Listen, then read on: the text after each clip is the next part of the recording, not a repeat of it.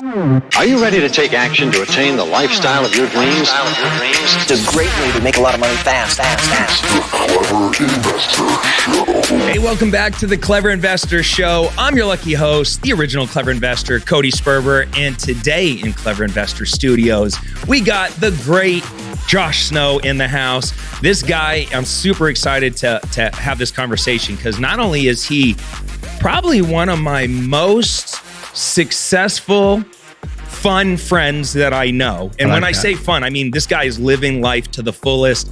And he is extremely dynamic, somebody that I actually look up to in the e-com world. He's murdered it in multiple different businesses, had some phenomenal exits, and he is the founder of Snow Teeth Whitening. You might have seen some of his stuff online because it went absolutely viral. Some of the biggest celebrities in the world were holding up the Snow Teeth Whitening, products, and he's been able to parlay that into a whole bunch of different products. The brand apps, scaled, doing hundreds of millions of dollars in sales, and he's probably one of the more successful investors. And I'm really excited to just unpack how he was able to do all of this before the age of 30, which I think is the coolest part about this conversation we're about to have, is because you've had more success than a lot of people that have been working for a really long time, and you just turned 30. I did. First off, welcome to the show, man. Thanks, brother. It's a pleasure to be here. Yeah, and when I say you're a fun friend, dude, you know how to cut a rug. You're always up for a good time. You change the environment. You don't let the environment change you. You walk into any room, you change the weather, you change the environment, you lift everybody's spirit. You just got engaged. I did, which yes. I got to go to your engagement Thank party, you. which was better than most weddings, by the way. Thank you. You sure do know how to throw a party. Thank you. My fiance, Charlie, is really good at that. She's a great compliment to you. She definitely is. Yeah, it's cool to watch you too. Yeah. It's a good love story. Let's just kind of unpack this whole thing, dude. How in the hell are you absolutely killing it so quickly in so many different businesses? How did you get started in e-com? How did you come up with Snow? How did we end up here? Because where are you at right now? Because before we started recording, you were rattling off. You have this family of businesses that you were able to create now. Right. How many companies are you either invested in or have started and scaled? Started is probably half a dozen. Started and currently operating probably half a dozen, and then invested in dozens. Which one is your most successful? Would you say you're most known for Snow? Oh, definitely most known for Snow. I mean, I built Snow on purpose in a public, on a public platform, public viewing. One, because that's kind of the content I like to see. What are you actually doing versus what did you do before, and talk about it. I love in the action type of content. So I wanted to be a beacon for how an entrepreneur could build a business on a public platform. And, everybody has teeth. Oral care is massive. And it was really about 7 years ago was that stake in the ground of this is going to be one of the many businesses I created in my lifetime. But in terms of an impact from what it's built as a platform, I think I built that with intention. I didn't know where to go exactly. But I was already, I was financially successful before starting Snow. So Snow wasn't the first business I started. It's to date my most successful business. But I've had the opportunity to partner with some extraordinary friends and business partners in creating, for example, last year we sold the business in the insurance space to our public competitor. And that was something that we had bootstrapped while I was building Snow. So I was fortunate to be able to partner with incredible operators, entrepreneurial operators and entrepreneurs in my circle. Was this a lead gen? I think I was doing some research before we started. It was customer a lead generation. Yep. Okay. So was this their idea and you came in to help throw some gasoline on it, or it was, how did that partnership come apart? We were working together for a couple of years prior to me kind of bringing up the idea, and we'd both been working on similar stuff. But one night I was like, hey, if you're down, I'm down. Let's go all in here. I've got some things I've got to tend to in my day to day of where I'm at in my life. if you're down to perhaps drop what you're doing, if this makes sense, let's go at it together. And so that was kind of the start of that game plan of I saw an opportunity in financial services, insurance marketing, and direct response marketing to social media to get in front of some of these lead generation opportunities in the very beginning. And so we teamed up, built a small team, and started to build out what became over 1 million customers a year that we were driving.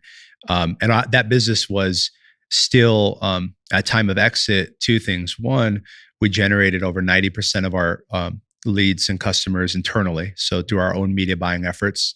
And then the second piece of that was that we didn't do any of the back end processing. So we partnered with the best that we could on the back end from Medicare, debt consolidation, credit repair, auto insurance. And so we plugged in that system. And ultimately that system's responsible for over 1 million customers a year that we're driving internally to our partners. So were you running Facebook and YouTube ads and like those kind of direct response ads Facebook, to generate these insurance leads that your team would then vet and then sell off the leads to correct insurance we had like or a stack. agents or who's buying these? Larger. First it was networks and brokers. They had all the, like, for example, auto insurance is very fragmented. So there's 50,000 agents, let's say. But then you have some larger houses, large state farm office, and they might want to do their own marketing and acquire their own leads. So it's super fragmented. So in the very beginning, it was easiest for us to go and get a lower payout, but the broker already did the work of consolidating all of that. And so we tapped into that first. And we said, well, if we could make this profitable at this rate, we know that at scale, we could probably negotiate a higher rate. And one of the innovations in that business was that we refused to sell form fills. We only sold calls. And that was something that made us unique, especially at that time. Everybody was focused on form fills. They weren't worried about the call. But it never made sense to me to, we send the form fill and now their call center has to do the work to get that person back on the phone. Wouldn't it be much better if someone was a live transfer over, they're qualified, they're ready to talk, and you can close them right then and there? And it was a struggle for many years. We had to educate the marketplace on the value of a call compared to a form fill.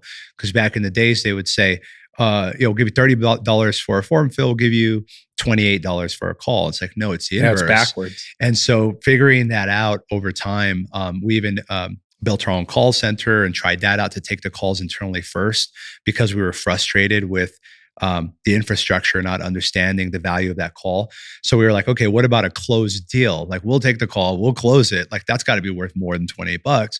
And so there was a lot of education, and more recently, I acquired affiliatemarketing.com to kind of come back into that space and bring some of the innovation, everything from the pay-per call offers and how that can apply to a lot of other industries. But there was some innovation there. We built a nice dashboard that we could track everything, and it's Facebook, and then ended up being Facebook, TikTok, YouTube, Google.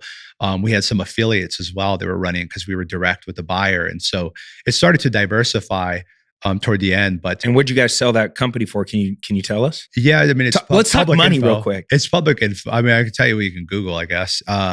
It was a $70 million transaction last year, $50 million in cash, and there's other stuff that comes along with that. But it was a huge success because we didn't spend much money to build that business. It was really about building. Every dollar that we made went back into the system, and we were constantly trying to find scalable and profitable competitive advantages in that space, whether it be utilizing celebrities in our advertising, whether it be utilizing special landing pages on TikTok, for example, whether it be going after areas like Medicare where the audience is 65 plus. So the idea is they might not be on social media. And so if we can kind of take that status quo idea and say, I believe they're on social media, and then become the best at getting those 65 plus, that's an advantage. That's something I want to go after. And so that was, 5-6 years of month by month. Essentially in the beginning, it's arbitrage. What do we spend? What do we make? And that thin hair there is what we pay people with. How do we make that grow over time to 1.5 million calls a year that we were driving. So just a matter of scaling that business. And your buyer was your biggest competitor. Yeah. They were one of them. I mean, one of them. Yeah. They're incredible. I mean, incredible organization. They took essentially, you would imagine what we were doing, multiply that over another 10 years and getting a lot of things right. That's essentially where where our partner was already at. And so it made a lot of sense to take that to the next level, in that infrastructure that they have built. And it takes time, it takes money, and you kind of have to choose which horse you're betting on, right? Are you trying to do all the horses? Do you want to do all the vertical integration? You got to kind of choose. So you got it to a place where you guys felt comfortable, like, look, we've taken it this far. We're not going to go toe to toe with these guys and really scale it. It's better to partner up with them, sell it. Yeah, and partner with them and go toe to toe with them against other competitors. Yeah. And perhaps they identified that we would be an asset to their team, and we identified that they would be an asset to expanding what we're doing. And the business is profitable, cash flowing, not a huge team. Everybody's happy. The vendors are loving the customers. Now, were you taking money from this business or just reinvesting your money back into it? This one was heavy on cash flow, and it wasn't a huge demand. Once we got to scale, it was like a bank. It's a financial business, because we would spend $1 million this month. Did we make 2 million? And from that spread, how much of that is truly profit? And that, so it was really just like any business is a financial business, at any scale. But I think this one more than anything was because of the amount of customers sending over 1.5 million calls, air traffic control that goes inside of that, different buyers that are paying different rates depending on what they're looking for. So it becomes kind of like a matrix, like a platform that people are buying customers on through us. And so the next level, we kind of looked at it and said, we can go a couple ways. I mean, we can sit back and chill. We don't want to do that. We can go deeper and try to acquire some of our smaller competitors, and then we can become that public entity 5 years from now. Just kind of choose. Timing super important. But you were making good money from the bit. For sure. Like you and your partner were profiting well from this business. Yes. Because you mentioned something to me right before we started, and I was kind of shocked. You said, I haven't even taken a paycheck from Snow. Well, I take a paycheck, but I haven't taken $1 in terms of an investment return, profit. Okay, profit. All right. That's what you meant. Okay, cool. Yeah, so you're just pumping everything back into it and scaling it. For because 7 years this now, has been on Ellen. And I put it up here on the table on purpose for anybody watching on YouTube, because normally I wouldn't do a product thing, but I use your product. You sent this to me, and I use it. My family uses it. You have kids products. We use the toothbrushes now. You got the toothpaste. The toothpaste is great. Yeah, you've done great. And it works. Yes. But in the beginning, I remember starting to see you go. You've done such a great job with celebrity marketing. Like what do you call that? Like just shout outs or? Yeah, celebrity partnerships, celebrity co-marketing. We've created product lines with celebrities and used that in their audience to sell more toothbrushes and teeth whitening products. And so, we've spent tens of millions of dollars on influencer marketing. That's where I was building the business. I mean, I can't tell you how many hot chicks I saw holding up your little glowing teeth thing, and their teeth are all perfect, and they're all, the targeting works. It worked. It worked really well because it catches your attention. You're scrolling, all of a sudden you're like, whoa, what's this? Pattern. And like you said, everybody has teeth. When you were about to start this business, were you out searching for an opportunity and you just, everybody's got teeth, I'm going to go into this big thing? Or did you fall into this from something you saw or something you were searching for? You get what I'm saying? Yeah, I was getting jaw surgery at the time. And I think as an entrepreneur and a thinker, we're always like thinking of stuff, right? Like, oh, let me see that. And like, what's going on over there? And so I'm always looking, right? I'm always looking. But when I started Snow, I was in a period of my life where I was lacking, I think, a strong purpose on the business side. Like I was building the other stuff, and I had just been building for so long. I needed something that I could, put on my shirt, put on my hat, and like, I could explain in one sentence. And I wanted to go big, and I wanted to go after a large category. So I had some of those feelings inside of, I need a much stronger challenge. I need to find the biggest challenge I could find in my career. And I think I need to do that now instead of hang out. I was making lots of money. I'd sold companies, just hang out. And I forgot, I think it was Kobe that said it, that you don't wait in the middle. You're not supposed to wait in the middle. And when you wait in the middle, it's dangerous. Anxiety, depression. What do I do next? Complacency, shiny object progress, syndrome, because you become vulnerable to other people. If you don't have a strong conviction and direction and purpose of yourself, your own mission, other people will make use of you. And that's confusing when you're in that phase of your life. And so for me, I wanted to do something myself. I wanted to create something from the ground up that could be a household product that millions of people could say, I use that product. It's amazing. I get it. Awesome.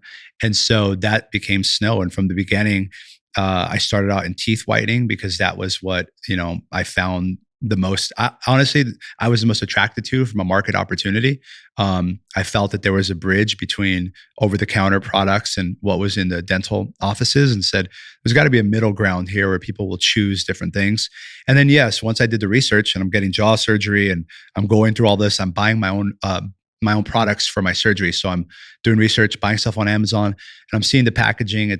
The packaging was lacking a lot of aesthetic when you compared it to skincare. Even my keto brownie is like more miraculously packaged and fun than, this. Yeah, this is very Apple-ish, right? Yeah, it's very sleek. It feels good. Sleek. You could tell you spent some money on the actual packaging. We spent some money. We've gotten it to a point where we try to find what matters.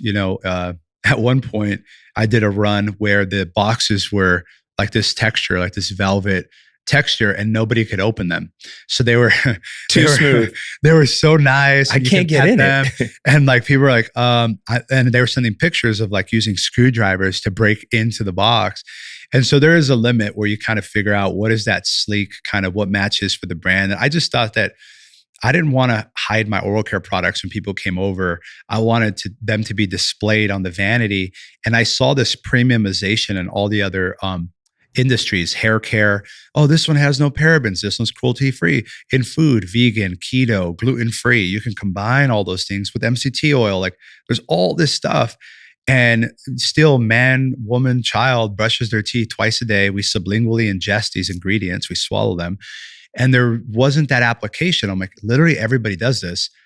And we're worried about our avocado toast, being, XYZ for $20.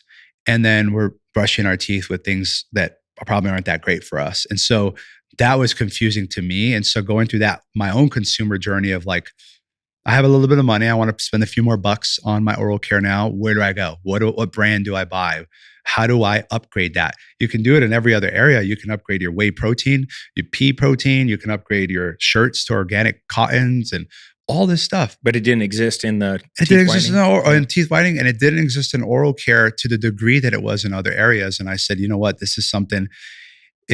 Something like this is a canvas. When you create a business, it's a canvas, and it's a reflection of that vision. And it's grown, and we have an incredible team, and it's no longer just me. But so in the beginning, it's you. Right. You're staring at you kind of, this light bulb's going off. You're like, I'm going to do this. Yeah. I'm going to make premium thing. I'm going to make it a household name. I'm going to scale the crap out of it. But you don't have a product. No. So where do you go to get your first product? How does this transfer from an idea to, all right, let me get a prototype? The first part of me was like, because I had money at the time, and I was like, well, let me hire a design firm. Let me go to Silicon Valley, San Francisco. Let me get one of these product design firms.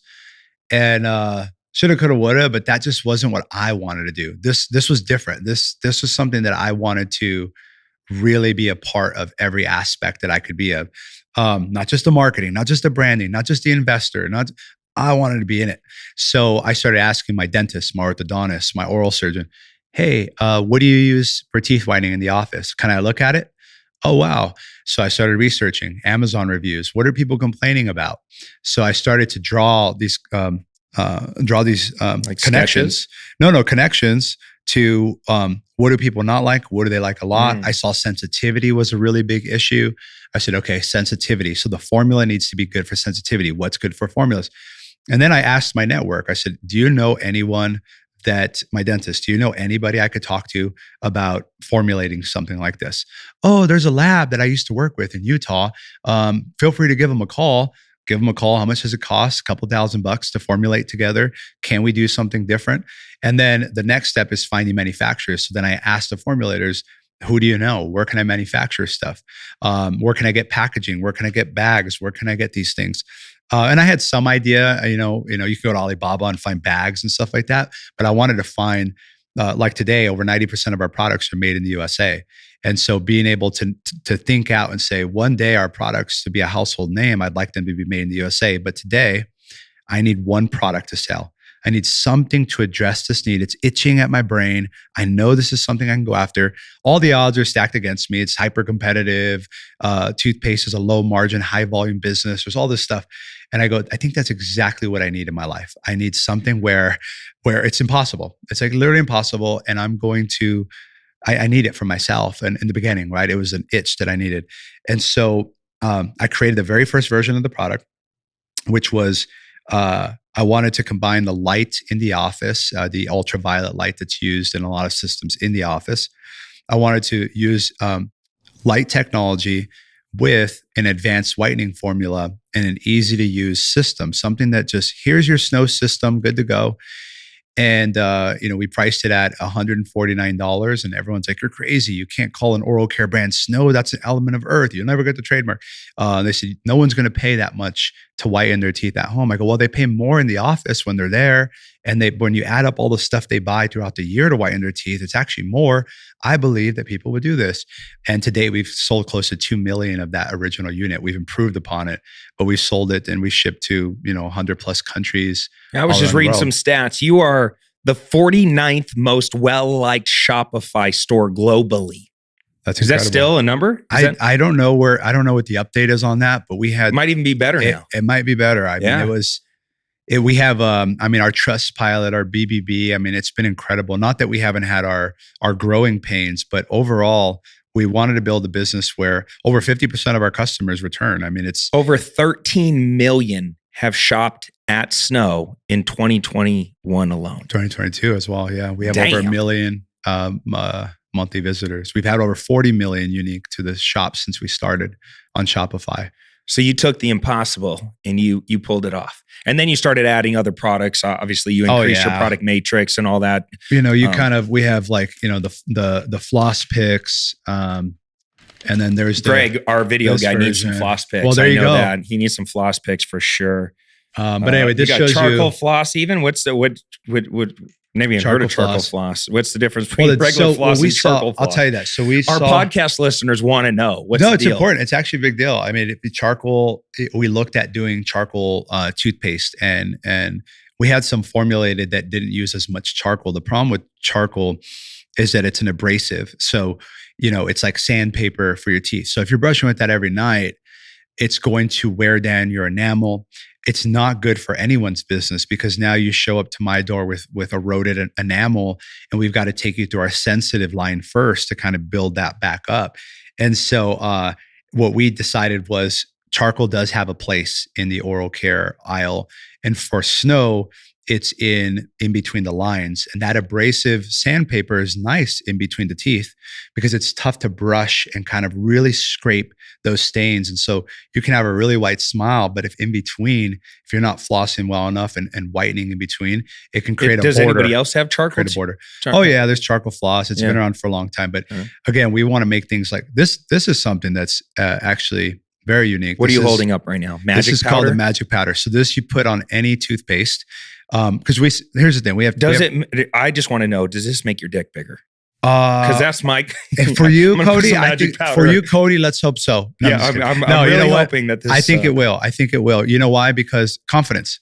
Your smile is your confidence. Right? Hey, I like how you connected it right there. No, it really is right. People, when you go on a first date, you don't have your wiener out. You have your smile out. And so they did a study. Actually, this is in all of our decks. Match did a study on what's the number one most attractive trait. They asked women and they asked men. It wasn't the job, the car. Dude, I look at the smile for always. Teeth for both. And it's not just having a perfect smile. You can have a unique smile. You can have a gap. You can have braces. It's the smile and the confidence in that smile. Yeah. And so I'm telling you, we have tens of thousands of reviews and I read them, and people will smoke for 30 years. Like, I tried stuff. I kind of gave up on it, whatever. They try a couple of our products and they go, whoa, yeah, I'm starting to get compliments on my teeth for the first time in 30 years. I need to get some of your stuff. life-changing. But when I got out of high school, I sold used cars for a little while. And this giant, he was giant to me. He was probably 6'7". His black guy named Max, had halitosis, and he used to get real close to my face and try to teach me how to sell used cars. I'm gonna get Max some. If you're listening, Max, I'm gonna get you some snow teeth whitening. You know products. what, Max? He can have whatever he wants for you, real quick. Max can have whatever he wants from snow. Yeah, I love it. All right, so what do you do with the magic powder? So this is. I feel like I'm on an infomercial for snow teeth whitening right now because it's cool. I love it because I want people to see that you can build something, you can really love what you built, and you can enjoy the products. And this is innovative because this is a powder that you sprinkle onto any toothpaste. So we're like, well, we can't expect everybody. You put the toothpaste on your toothbrush and any you toothpaste, sprinkle that? Any toothpaste you want. You go, you know what? I hate snow toothpaste. Oh my gosh. Well, I hope to win you over one day. In the meantime, why don't you sprinkle a little bit of this on whatever you're using for what we're famous for, our whitening powder. So it's the magic powder. So this sprinkles on. We have a gel format as well. So our pro customers are using the Snow electric toothbrush. They're putting their Snow toothpaste on. They're putting their whitening booster gel on top of that and a dash of the Snow sprinkle powder. And their teeth are just glowing. And it's a daily maintenance. Yeah. Because after they use one of these, kits and they go, okay, my teeth are, as white as I want them to be, because you can choose.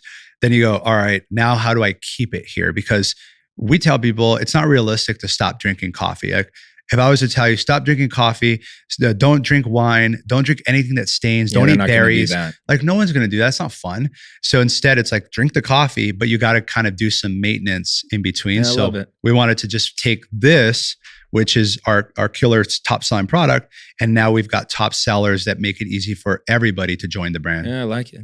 It's cool to watch you build the product matrix out and just keep the thing moving forward. Is the ultimate goal to sell this to one of the big boy brands? Is that kind of like where the end of this journey lands, or is it the reverse? Are you going to try and acquire some of their shit and become the big dog? Well, it's fun. It's always a fun question because there's a fine line between there's a taboo.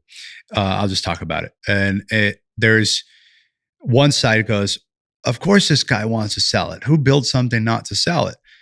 Obviously, I'm not the only investor in Snow anymore. And so we'd love to see a return at some point. For me, though, I just turned 30 years old. God willing, I live another 50 years. I think people are still going to have teeth. I think there's still going to be a desire for attractive smiles and confident smiles. And I love the space. I've been in it for now 7 years, and I feel like I'm just getting started. From that challenge aspect, I'm still very intrigued. So for me personally, and I've made zero return on it. So if I'm still this attracted to it, I'm either absolutely crazy, which is probably true, or I am obsessed on something that I enjoy. This is my sport. And what would I do if I didn't do my sport? And so I think there's that piece. But then, and that's that can be seen as virtue signaling. Like, I want to run this until the day I die and, pass it down to generations. That happens, cool. But also we have investors and we are building a powerful business, one that we believe would be an asset to a partner in the future. And I want to continue to build our strength in that area. But the side effect of that is that we've now been able to acquire a couple companies in the space. So now I'm talking to founders in the oral care space that are half our size, a quarter of our size, or they have something unique. They're number one on Amazon, things like that. And saying, well, what if we could kind of share some of our economies of scale with each other without having to wait to go public or wait for the big guys to come in and buy us? What if we can kind of grow our market share over the next 5 years together? And so I've been having a lot of those conversations. They've been going very well because we all know the truth.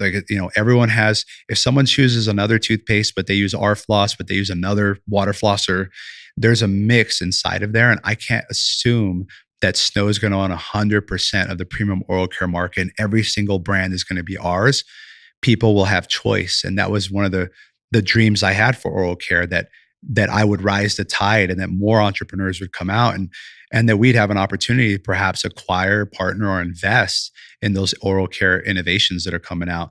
So I think that's where we're at. And I think, we'll see over the next 5 years. We've got some interesting initiatives. We have a lot of products we still want to bring to market. We just launched our second version of our toothbrush. Some of our competitors have dozens of types of toothbrushes. Not that we are looking to do that, but we would love to continue innovating on some of those lines. What is a company like this? What are like the profit margins on something like this at scale? At scale, toothpaste is a volume business. It's 700 million plus units were sold in retail last year. So the goal would be to make $0.50 to $1 on a toothpaste tube. But then, it naturally replenishes. People need to buy toothpaste again. And if you ask someone why they use the brand of their choice today, there's like, I don't know.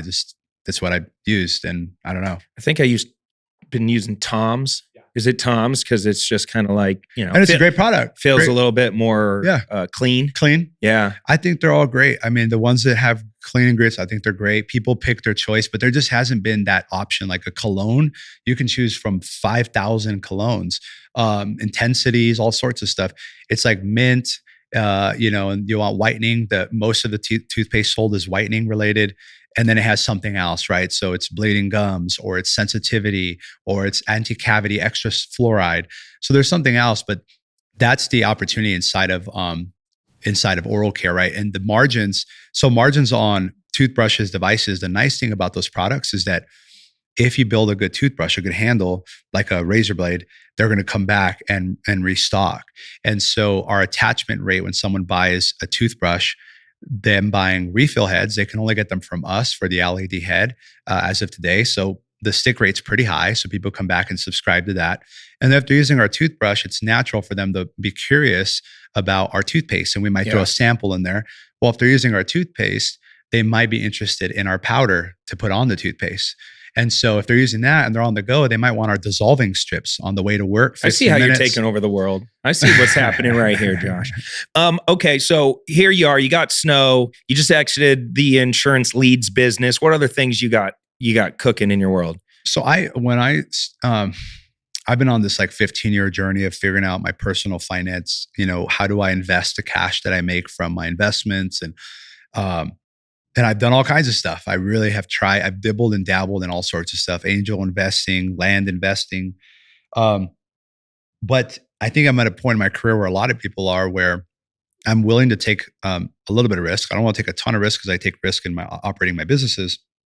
But things that have emerged that I've started investing in over the last couple of years, affordable housing is incredible. It's just being able to not build new housing. There's a big problem in America. 1 million people looking for a home, 1.3 million vacant homes. And so we technically could, drag and drop and kind of solve a lot of those issues, and it's not going anywhere. So we have, we recently acquired affordableliving.com to allow other accredited investors to join us in that. Was that a domain, or was that an actual business? It was a domain. Okay. Yeah, it was a domain. No, there are a few small shops that kind of have some funds, I think, in this area, but it's generally one-off people. It's someone's got a 22-unit portfolio of affordable housing inside of their stack or something. It's not necessarily a niche direct fund specifically for affordable living in America and government-backed real estate. So I started to do that personally and was like, this is incredible. I started telling my friends, and how can I get involved with that? I want to do that. I want to throw some cash in there. I want to throw some cash here. So over the last couple of years, I've been productizing the stuff I've been doing behind the scenes with my operating partners. So on affordable housing, for example, and turning that into a business to allow other people to invest. And so accredited investors, that's the focus. We're doing things on the working capital side. So merchant cash advance investing. Businesses need cash. Banks, I don't know what's happening with the banks right now, but businesses need to pay payroll. They need to survive, man. America's built off of small business. And I think sometimes we get the short end of the stick. And I think that working capital it's operating business. what we do is we invest as private investors and accredited investors to fund those notes. And so, for example, let's say a construction company needs 200 grand to pay their equipment and keep going. Great business, but they ran into a little bit of some trouble and they need some cash now. The bank doesn't want to give it to them. Well, we're able to fund that. And now instead of me funding all 200,000 of that myself, so my risk is all in one basket. We're taking those and cutting them up. And so you might be 5,000 on that deal. So your $250,000 investment might be broken down into $5,000 chunks to diversify the risk inside of that. So you're creating the fund that then turns around and vets and invests in all these different businesses to help their working capital. Yes. Well, today is it a fund? I mean, yeah, it's a fund on the investor side. And what we do is we originate. So we'll originate some files. So people looking for working capital in the circle, bring them in, review their file. Otherwise, we're purchasing files through our partners. So we have people that need cash, and then they don't have someone to fund on the private lending side. And so we go, hey, we'll take over that file. We can find them the cash that they need. And so there's a marketplace for that as well. So there's an unmet, I mean, it's infinite demand in terms of that. The risk profile is a little bit different, but what I found is that I'm an entrepreneur investor, and I like in my path and in my career, I like to spread a little bit of risk, but I don't want to take that much risk. So for example, the affordable housing, I get to appreciate on equity. We get to collect rent. We get to improve the communities. And that's infinite demand. Same thing on the working capital side. If we can help businesses get access to cash at cheaper rates, faster and more sustainable, we could help supplement these businesses that are otherwise, they'd go out of business. And they have great businesses. I mean, a lot of these files are incredible businesses that just need a little bit of cash to get over a hump. I just need a small loan of $5 million. Well, small line of credit. We'll review your file. Let's go. We'll review Where do your I file. submit? Just submit it. I mean, I'll take a look. But anyway, that's what I've been doing on the side, right? In terms of my investing, and then taking that and saying, how do I open that up for other people? Because if you've got cash sitting in a bank account just doing nothing, that's so unproductive. And when you start to take that cash and start to produce, especially passively, doesn't distract you completely. It changes the abundance, the way that you think. What kind of return? I'm an accredited investor. What kind of returns? I give you 200 grand. I put it in your little fund. You guys are out there, doing the affordable housing thing, or even the so affordable housing is different because you have equity appreciation, right? But on the units, we're cash flowing anywhere between $300 and $700 a unit that we're acquiring. The IRR can be anywhere from 12 to 18% on the affordable housing. We just depend on the portfolios. We're getting incredible creative financing. We have a great lender partner as well to help bridge some of those gaps. And so I think we're doing a really good job there, making money on the buy and not so much on the sell. So I think that the returns are actually going to be hopefully even stronger than that. Merchant cash advance is a lot higher returns, right? So you're putting your cash in for as little as 3 months to 9 months. So the business needs a 9-month loan, sometimes at a 1.3 factor, so 30%. So if you do a 9-month loan at 30%, you're really you get that cash back to lend for another 3 months by the time the year ends. So it's a lot more liquid. Within 3 weeks, you start getting access to daily payouts. The merchant starts to pay on a daily basis. So you can start to collect your cash and say, I'm out of here. I'm going to put it in affordable housing now.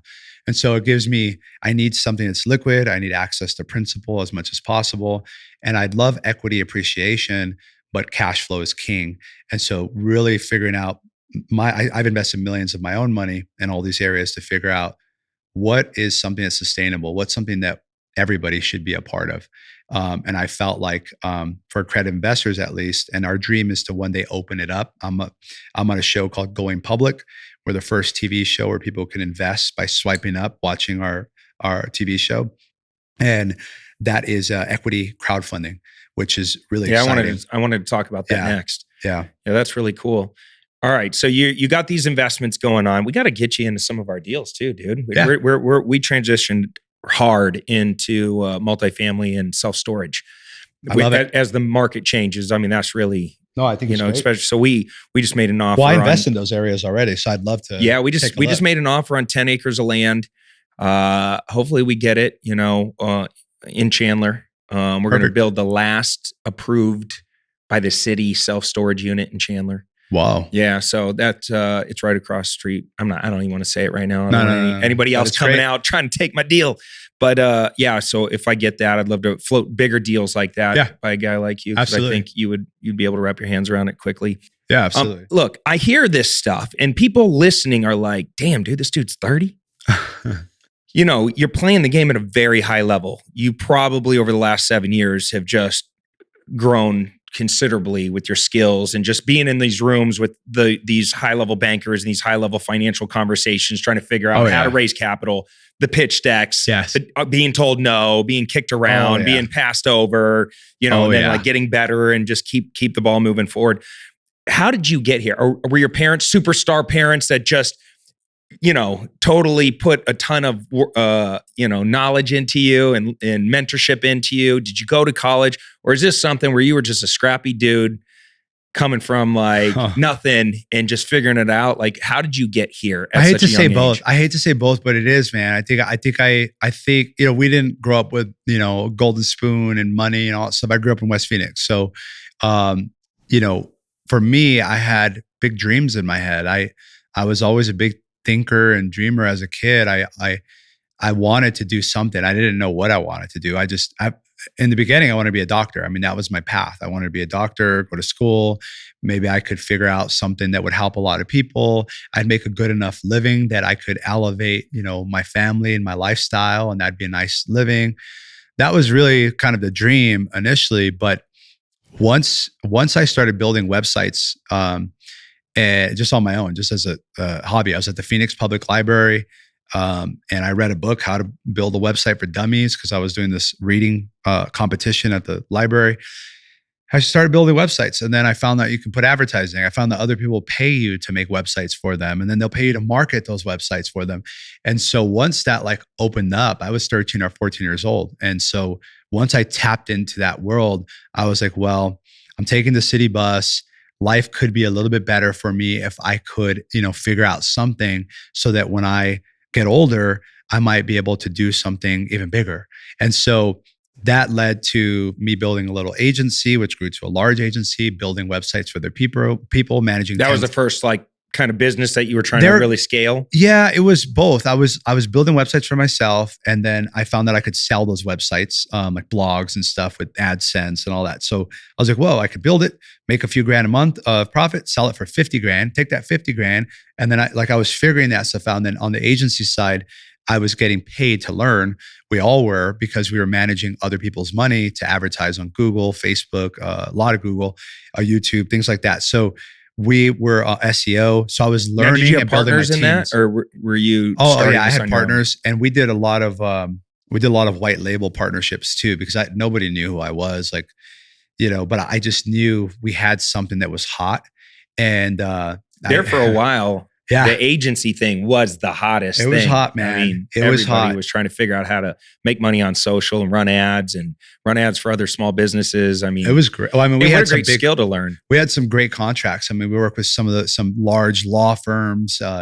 We had 6-7 figure SEO contracts. It was Ty fun. Lopez single-handedly responsible for turning everybody's dream into starting an agency? Remember when he came out with that? It was big. Massive.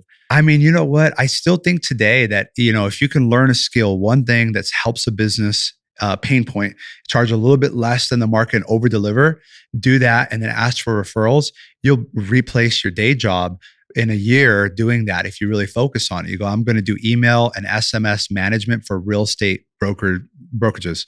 And that's what I'm going to do as a service. And I'm going to rack up my clients. I'm going to do it for a little bit less, but over deliver. And I'm going to ask them, do you know any other people in real estate that could benefit from this system? And then I would replace my day job. So I still think it's a good way to go from, day job or kind of figuring out what you want, expert agency. And I know some incredible, and we built the agency to make lots of money. It's Cashflow business. And I was learning a ton. We were all learning from other people's dime, SEO, who to hire, how to manage. So I did like a business school, Yeah, I was going to say this prepared you massively for all these companies that you're scaling. It was huge, but I did, for my family, I wanted to graduate high school. I wanted to go to ASU and get a degree, and so I graduated high school. I went on to ASU. I studied at the business school there. And I was done at 20. What'd you get your degree in?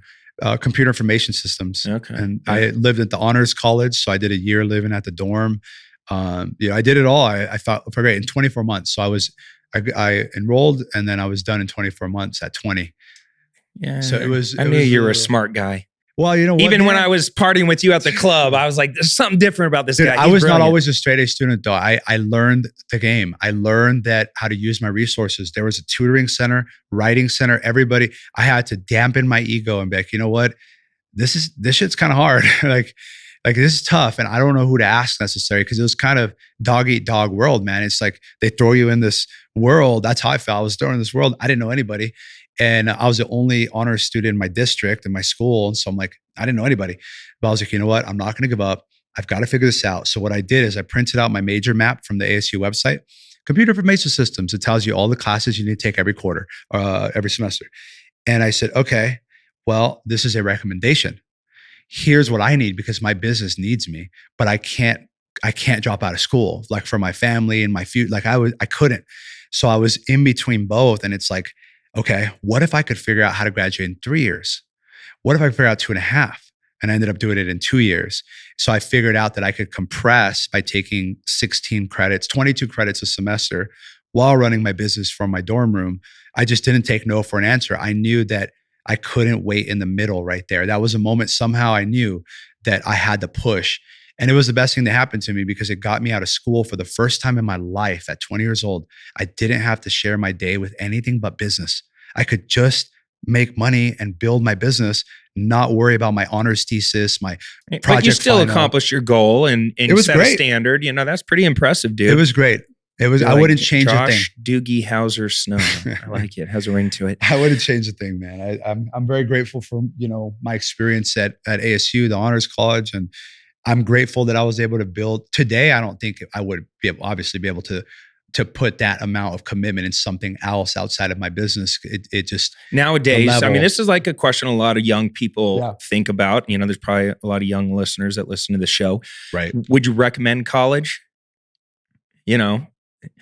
Right now, with information at your fingertips. I mean, nowadays you need to write a paper. You just learn how to prompt Chat GPT-4 and it writes it for you.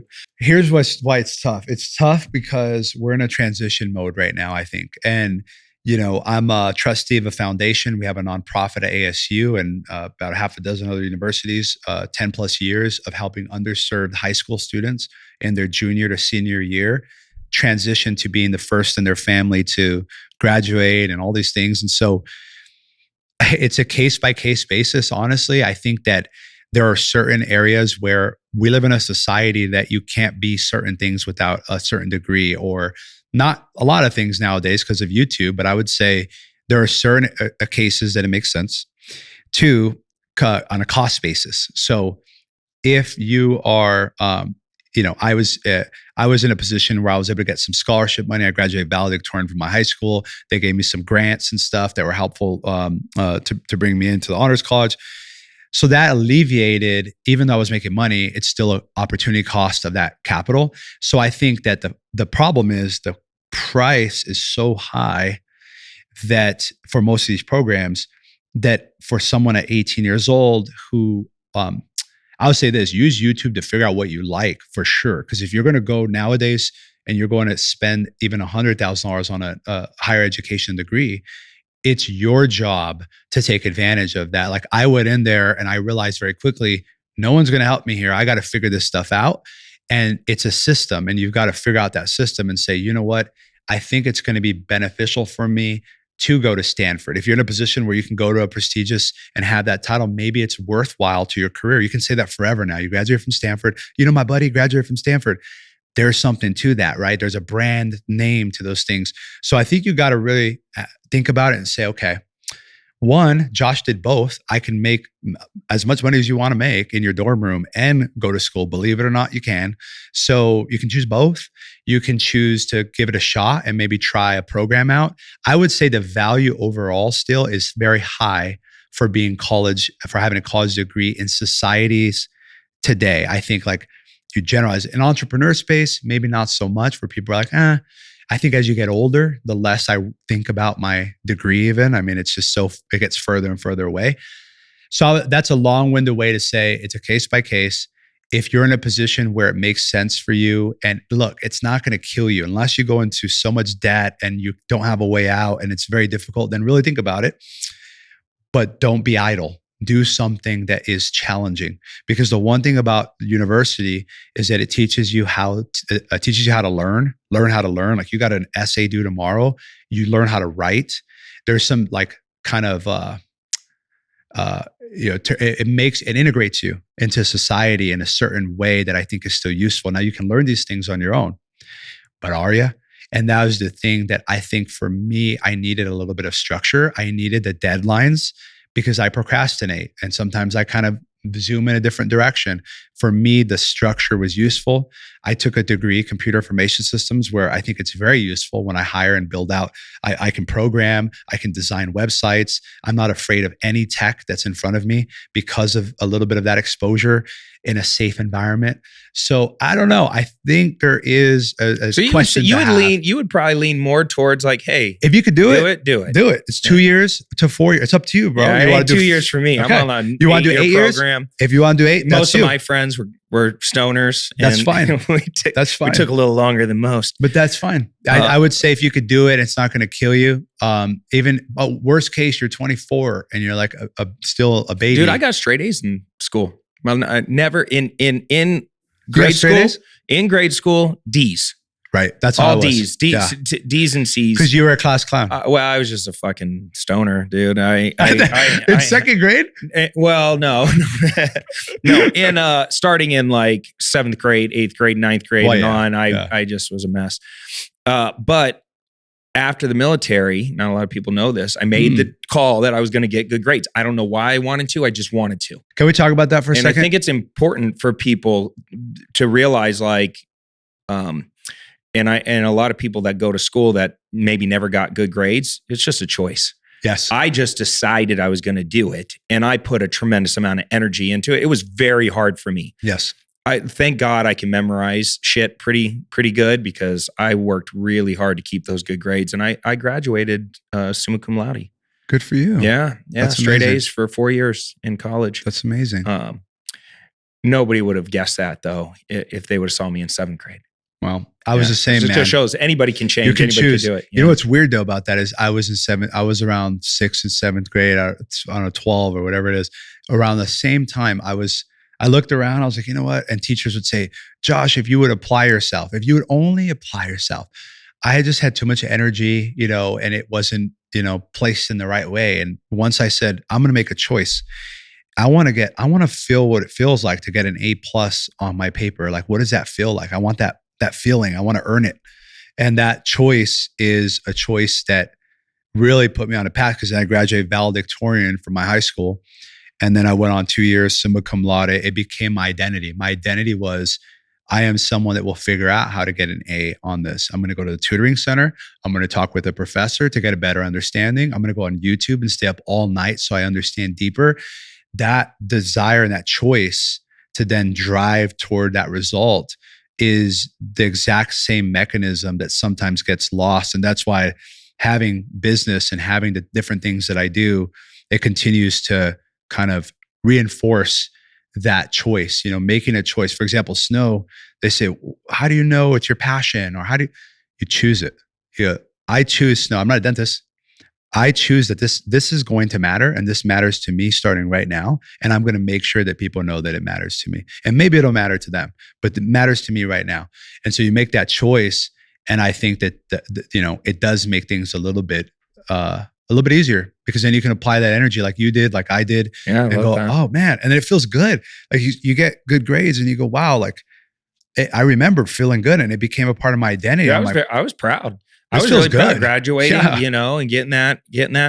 The self-accomplishment. Yeah, it was more just I hit my goal, and I carried that kind of attitude forward when I started my businesses. I'm not negotiable with my goals. And I know you are too. You got to be super relentless, especially if you're going to be an entrepreneur. Everybody throws that word around nowadays. They put it in their little Instagram bio, but what does it really mean? What are the core skills that an entrepreneur has to have? What is that energy and attitude you got to roll through life with? when you're getting told no thousands of times and picked on and pushed around and made fun of. And, the beginning year or two of being a newer entrepreneur is very brutal. Yeah, it's brutal. It's, you're discombobulated. Yeah. You don't have the answers. You are kind of reaching a lot for things. Vulnerable. And you're very vulnerable. And you do get pushed around a lot, especially if there's big money involved, there's big attitudes, egos, energy. They don't want you to get all the money. They don't want you to get the success. It's not, there's no red carpet that they're going to roll out for you. You got to kind of come in the side door, right? You got to be creative and gritty and all these things. So many of our listeners reach out and they ask us how they can get involved in my actual real estate deals. Our investment firm specializes in finding deeply discounted properties, acquiring them, renovating, stabilizing both single family and multifamily properties all over the United States. That's why we're so excited to share with you clevercapitalfund.com. Now, if you have some investment capital and you want to deploy it and receive double-digit returns backed by real estate, then visit our website and see which fund is right for you. We have both equity funds and we have debt funds where you just get paid out every month like clockwork. All you got to do is visit www.clevercapitalfund.com today to learn more. So what would you say if you're talking to a new entrepreneur, like some of the things that you would be like, dude, here's some skills that you got to go dial in right now. Like you mentioned, like you figured out through building the websites and having the tech background and running the ads, you developed a direct response skill that you can apply towards all your businesses. And you see the benefits of it as Snow started scaling and going viral. The affiliate marketing, the ads that you run, they were better than everybody else. You came and you scaled it very quickly. What are some other skills that you would say, hey man, dial in on this? I would dial in on some soft skills too. So I'll throw in some soft ones. Communication, of course, but I'll go deeper. The highest paid skill in the world is communication. It's actually judgment, but communication is very powerful. So your ability to storytell, it is a learned skill.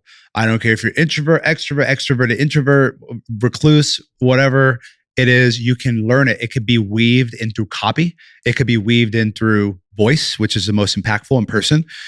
I think it's very, very important for anyone to take a breather and say, how can I better communicate? It's not just in the way you speak. It's not just using your hands.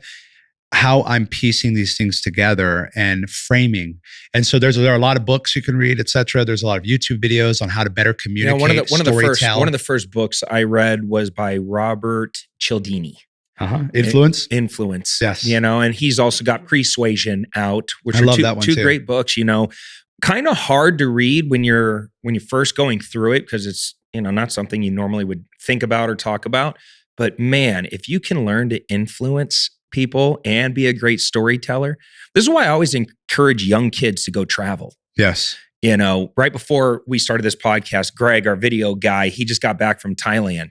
And the dude's a different dude now, right? He came back, he left a boy and he came back a man. I love it. He's got a tattoo. He lost weight. He's glowing. He went to the gym this morning. I don't even know who this dude is. And it's just, look, if you travel, you get experience to all these new things that aren't normal to you. You start having great stories.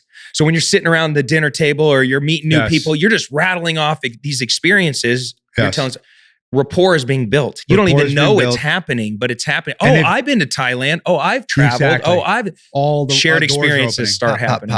Yes. Yeah. I would say that's important. I think building rapport in general is important. And even if you don't have the stories to tell, you're new in the industry, you don't have the experiences, you lead with questions and you learn from How to Win Friends and Influence People, from Dr. Cialdini. Like you can read these things and apply them little by little. You go, you know what? I'm going to recognize the barista's name next time. And I'm going to say, thank you, Cody. Or like, have a great day, Cody, on the way out. Just something simple. I'm going to try it out. And you go and you try it out. And, maybe they say nothing, but then you try it out again. And then they go, hey, thank you so much. Or you start to notice the effect. And I think that that's really important. So communication is important. I think that, and storytelling. So storytelling is important because you need to recruit people. You need to convince other people to not work on something else and to work with you on your team. That's a very, very powerful skill. It's the power of enrollment. Yes. Yeah. And if you don't have clarity in your vision and the ability to transfer it to them, No, you'll get people. Okay, you'll get people, right? Everybody can get people, but you won't get the caliber of people that are specialized and unique for what you need in order to complete that puzzle that you're doing as a team. And like that is so important. That's why I say, if I have good skills, right? Why do I need you? We have to find alignment. Yes. Together, right? Yes. And I could be a great entrepreneur. You could be the entrepreneur with this grand vision. Yes. And how do you enroll me to get in one of the seats of your bus and bring my skills to the table? That takes a lot of communication skills. But you got to learn, you got to ask questions, and you figure out, you go, how can I align self-interest?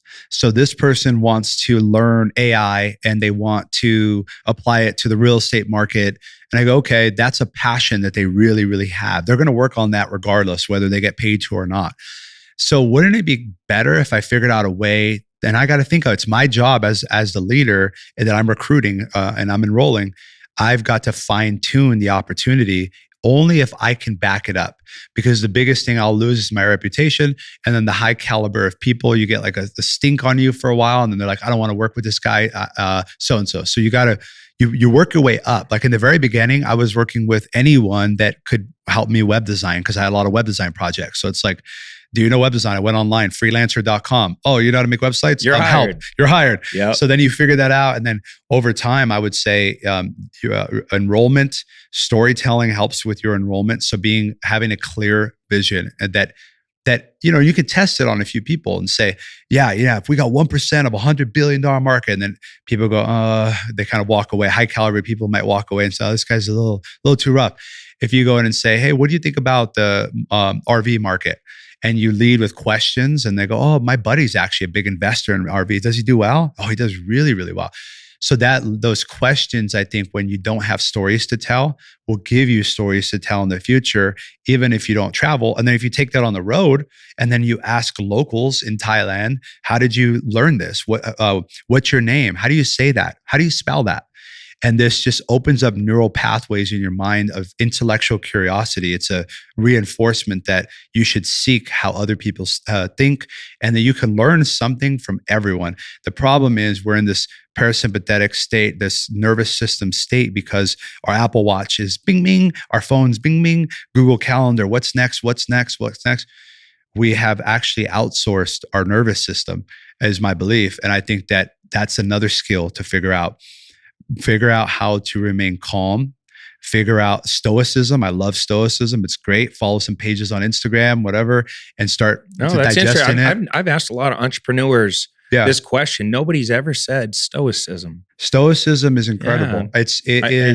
It's such an important skill to be able to control your reactions and your emotions. The most powerful entrepreneurs I know are the best at that. I know. Yeah. And you can feel it. And it is a skill that whether it's an ice bath, figure out your mix, but like breathing exercises, everyone's got their own mix, but figure out you and your, figure out how to self-validate. Do not look for emotional validation externally. It's very toxic, and it's that dopamine, it pulls on you, right? And so if you can figure out how to be alone for 7 days and like have fun on your own, that's probably like the first challenge. Do I have access to the internet and Pornhub? Or how alone am I right now, Josh? We want to know how much stoicism we have to practice for 7 days. I think you. I like this skill. You can use your phone once a day. You can use your phone once a day for 30 minutes. I'm back in. But I think that's the key is even for younger people listening. And I'm like, I'm just getting started. What do I take in? It's very important to survey, and a lot of people just jump into action. I meet a guy in a coffee shop. He said we should sell tires. I said that'd be dope. It's a huge market. We're doing it right now. Cool in terms of execution, but it's okay to sometimes take a little breather and do some research. Stoicism's helpful because there's going to be a lot of things thrown at you, and when things are really good, they're not as great as they seem. When things are really bad, they're not really as bad as they seem, although it'll be very hard to understand that and see that. So it's more important that I think people have a control of locus, like a center of control as they're navigating the waves of entrepreneurship, because it's more important to last long. I've been doing this for 17 years. So like for me, it's more important my longevity, my perseverance. And I know that if I can get whatever percent better if I can't get every month, I missed a month, every quarter. Through the year was at least 0.8% better or something. And so that is the focus. And then the business opportunities, I think, there's a law of attraction that I believe in. People want to be around people who they believe don't want anything from them. And people love to be around people who don't give in a transactional way. So learning how to give and put a 20-year timestamp on it. Be like, I'm either going to give it to you or I'm not going to give it to you. This is yours. I don't expect anything in return. And if you do, if your mind, because naturally the mind tries to close that gap, it goes, well, he's working at XYZ News Network, and I'm sure down the line when I create my show, I might be able to tap him. That's okay. The mind has to kind of go there. But if you can give, it's not just products, but like if you can give knowledge, time, etc., in a personable way with influence and these things, and you multiply that, you'll build a matrix of people that bring great opportunities. Like me, I built Snow on a public platform. I get deal flow. I own a brokerage, required a brokerage, so I get more deal flow. I get deal flow in all these areas, and I get to rely on my judgment that I've been fine-tuning for 17 years to choose where I place my bets.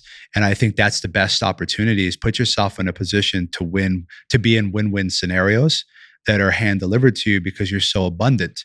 And abundance doesn't just come from cash. It comes from a way of thinking, a way of acting, a way of collaborating, a way of working with people. Doesn't mean you need to be kumbaya and just, oh, everything's communal and no one's going to make money.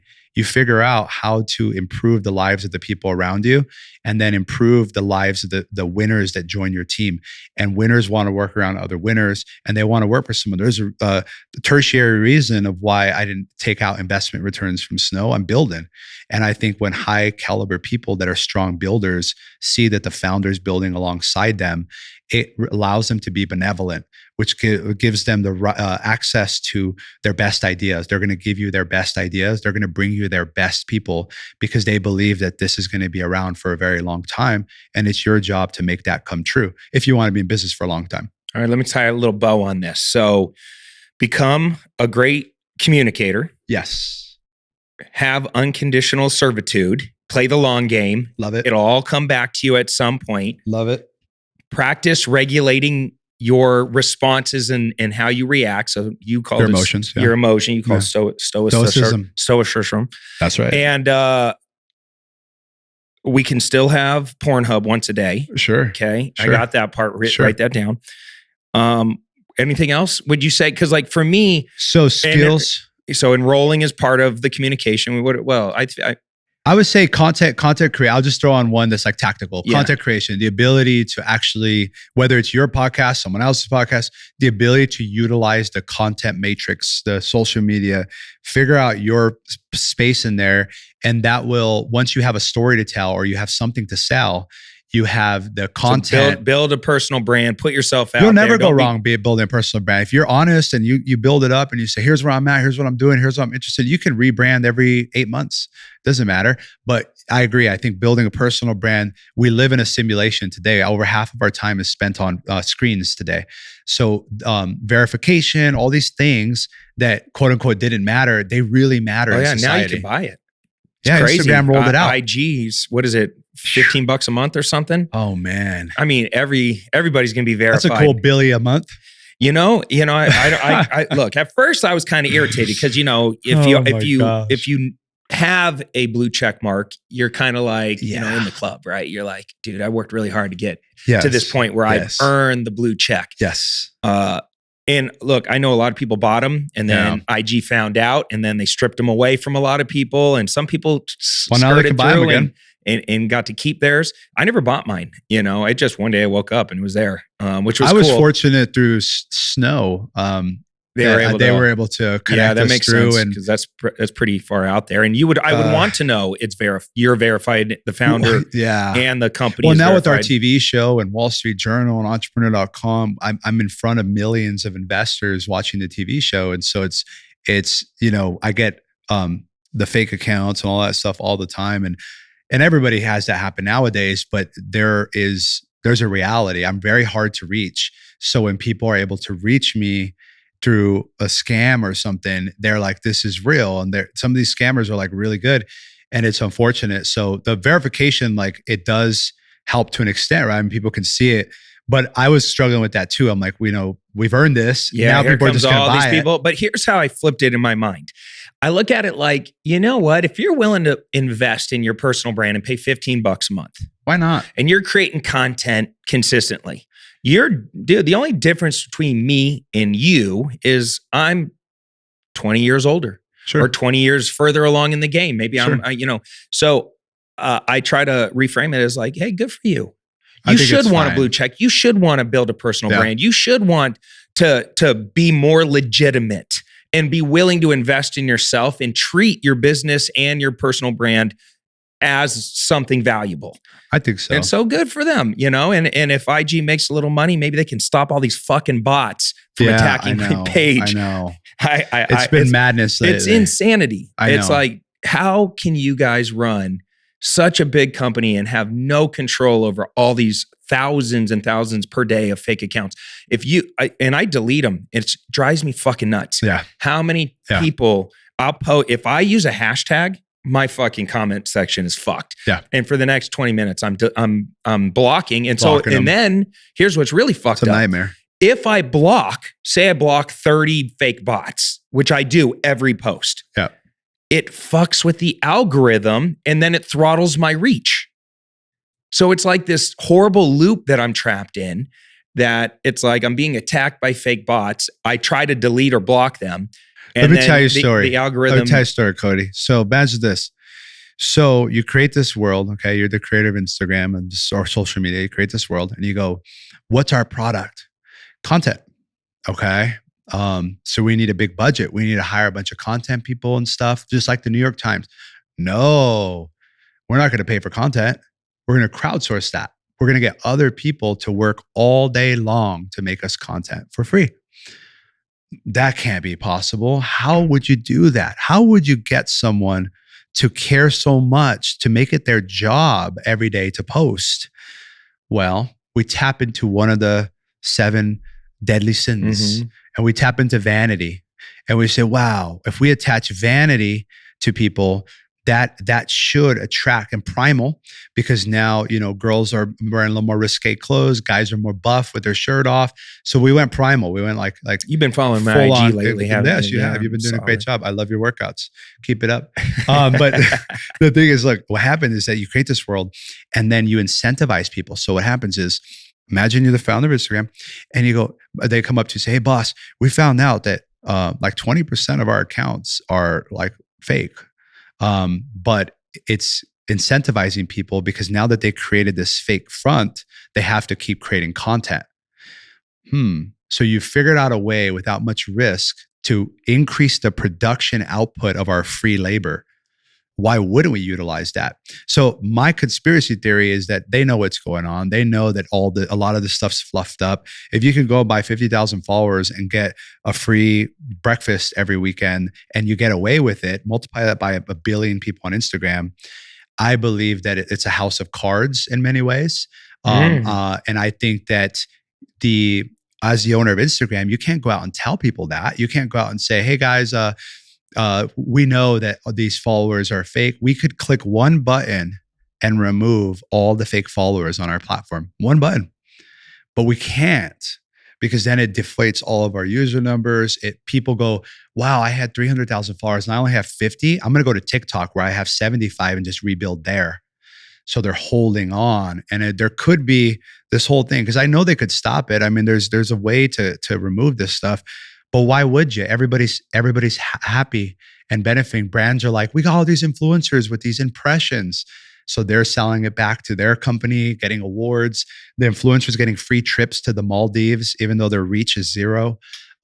It's kind of where we're at. I don't think that's a conspiracy theory. I think you nailed it. Nailed it. All right. Well, shit. All right. So that problem. So I'm just gonna bitch and moan for the rest of my life about these fake bots.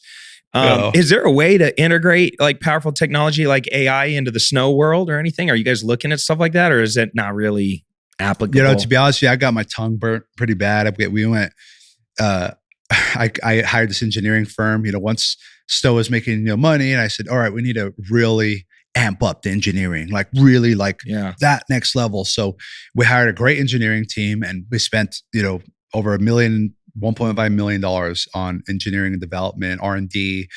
And we had this Tower teeth whitening device, beautiful, absolutely beautiful. And it had an accelerometer, so you could play games while you're whitening your teeth. It had like rewards. It tracked all your activity. It was super, super deep. But the customers weren't really wanting that. And I think that we overshot some of that. So now with AI, the way, I'll tell you how we're using it right now. We do augmented reality for shopping. So for example, someone comes into a retail partner of ours, they can see a screen that says, smile, Cody, bing. And then to the right, it can use some self-learning on where the teeth are and understanding that, some auto-correction. There's some generative AI maybe in Snow.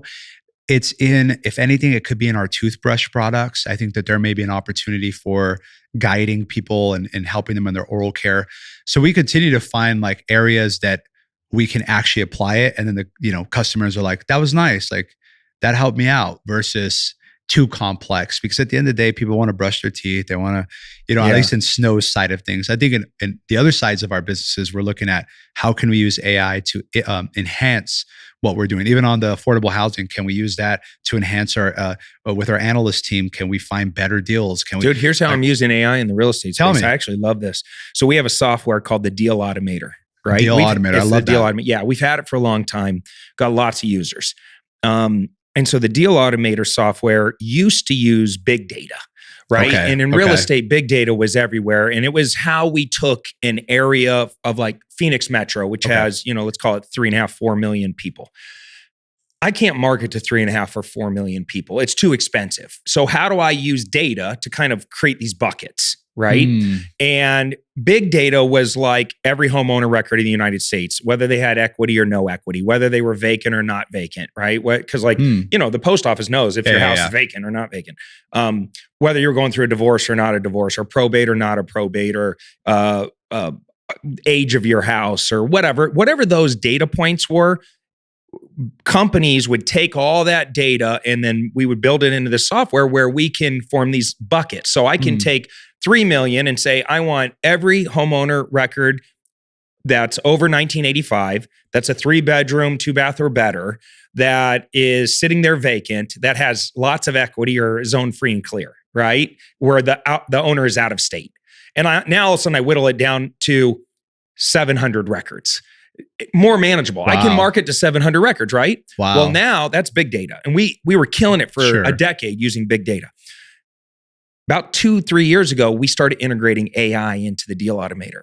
And what we did is we went out and we created these models based on smart data where we would lead score every homeowner in the United States. And we would do modeling, probability and propensity modeling, to then take the big data and then add in this smart data where we say, based on 1.5 billion other factors outside of the big data.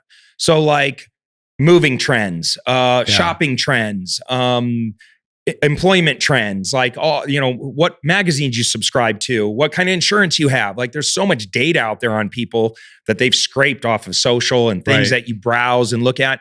We could take all these other data points and lead score you.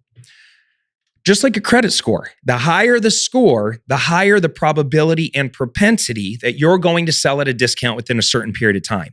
So I could do a retail score, a wholesale score, and a rental score on every homeowner in the United States. So now I could take that bucket of 700 and whittle it down even further to say, out of these 700 people, which one of these homeowners have the highest probability and propensity of selling within the next 90 days at a discount based on 1.5 billion data points. And in a split second, I can whittle that down to 75 records. Now I can direct mail, skip trace and cold call them. I could go door knock them. Yeah. Now I can run Facebook ads to them. Like now I'm pinpoint targeting the highest potential opportunities in any area in the United States, all done through AI. And what's cool is, let's say I have 20,000 users in this ecosystem. As you're using it and I'm using it, the algorithm's getting smarter because we're re-inputting our results back into the software. So the ecosystem is it's recognizing, hey, we actually not only generated the lead, but then Cody marked it as closed 2 months later and actually turned it into a profitable deal. Well, if I have 20,000 people all adding inputs, the algorithms is slowly learning upon itself and getting more accurate. More accurate. Dude, this is the That is future. nice. Like people have no idea. And the hedge funds have been doing this forever. It drives me crazy that the common investor does not have access to the same tools as these big true. funds. But it's starting to happen because of this insane technology. And now we mentioned building a brand. I just filmed a video. I'm going to drop it here tomorrow. Chat GPT-4, GPT 3.5. Yeah. Use 1.75 billion data point parameters. Chat GPT-4 can go up to 100 trillion. The jump in power from just one older version to a newer version is so significant that at some point in the near future, entire movies will be written, produced, actors will be AI generated, voices will be AI generated, the scripts will be AI generated, the camera angles will be told, it'll tell you how to, and it'll be edited in AI. And you'll be able to create marketing assets all in AI where literally there's nobody involved. It's all computer generated. This is still a little bit in the future, but it's coming. Where you won't know. Huge, dude, I want to really fuck your head up. Ready for this? I'm ready. I'm thinking about weird shit lately because I'm like, this is crazy. Oh, I had interviewed a friend of mine, a husband and wife team that are killing it in OnlyFans. Imagine a future where all these dumbass guys, I've never been on OnlyFans, by the way, but I can see the money-making potential in here, and people are working on this right now. Imagine a future where you are interacting with a fake AI-generated girl on OnlyFans that does not exist, but is creating content at warp speed, personalized content, saying your name, making you feel like you have a relationship with them. You're paying upgrades. You're paying for a completely fake relationship. And these people that generate these fake girls and these fake interactions are going to make hundreds and hundreds of thousands of dollars a month. This is how I don't see why not. I mean, I see that I searched on there's all these apps you can do dating on the top of the app store. If you search AI, they have all these ads, and I clicked on one of them, and you slide through, and you can do kind of what you're saying in that kind of way. But if you think about it, it's kind of happening now with the OnlyFans management agencies that are responding to all the guys. Anyway, it's the difference is it's attached to a real person. But if you don't know the difference, I guess. And I'm telling you, these people are generating fake, people, and they look so freaking real. You would never know. You would never know that they did a test with an influencer. They did one on Instagram, and she actually has deals and everything. She's like 500,000 followers. So it's an actual influencer that's all AI, or it's not a real person. So they ran some tests. So I could see, and by the way, I mean, it's kind of already happens around. It doesn't mean that every movie has to be that way. It means that there will be a category of movies, just like we've moved to like the CGI and all this advanced, animated films. I think one, it's going to enhance a lot of the competitive nature for a lot of those film studios. So how they implement and how they acquire certain assets and things like that. Because the question is, how do you compete? Because the beautiful thing is it opens up, it's open source. It's open up to everybody. Yeah. And, I don't know if you know my buddy, Grant Bulmer, Grant Wins from Build Basics. So he has a fund right now that's focused on generative AI. And so his idea is similarly, there are going to, large companies will fall as a result of the generative AI advantage that you can apply to certain areas. So, for example, very heavily regulated telecom or things like this, where you can apply from the start generative AI. And because of the self-learning opportunity, the advantage, it can beat a lot of these large companies. So his thinking is, I want to invest at the base layer of these infrastructure generative AI things that apply to real life applications that you could start your own John Deere and beat them in 10 years from now. Yeah, that's because crazy. like that was impossible before. So he's trying to find. I'm not even the thinking map. big enough. I'm like, how do I write a book in 4 hours? No, I like the only which is now possible because GPT-4 can handle up to 25,000 words. That's crazy. In a single click. And I was playing with it. It's insanely better than the previous version. The amount of fake content, fake news, election tampering is going to skyrocket because of that one tool. People can create real life looking articles and stuff at warp speed. I mean, it's going to be insane. I'm interested in who's going to create the counterbalance of this that identifies immediately that this is AI generated content. Yeah. I mean, there's so many. Let's end this thing. Let's end this thing strong because I know you got to go pump some weights. Yes. And okay, two quick things. One, what are some of your biggest like moments in time where you learned some of the biggest lessons? Like the times where you just got your ass kicked. Like, is it something that comes to mind? Is it like you getting sued, you getting stolen from a partnership imploded, somebody stole from you? Oh man, I've had it all. 17 years, I've had it all, man. Nothing that has put me down long enough, tell you that, right? But I would say overall, in a growth cycle, it's easy to get overzealous on growth. Cash is king, especially right now, and see what happens to the banks. But I would say some of the things where I really kick myself is loading up for growth in some of these businesses a little too aggressively, and then now having to pay the price, especially when you have products. Snow, luckily, we're not selling like perishable food items and stuff, but I would say being overzealous, that was a big one. I would say from a team perspective, as you hire a team and you build a team, really driving home alignment from what is the mission, what really matters. Is it profit? Is it growth? Is it both? Is it products? Really those areas of focus month by month, quarter by quarter. And I think sometimes getting lost in the weeds, like a lawsuit or something like that.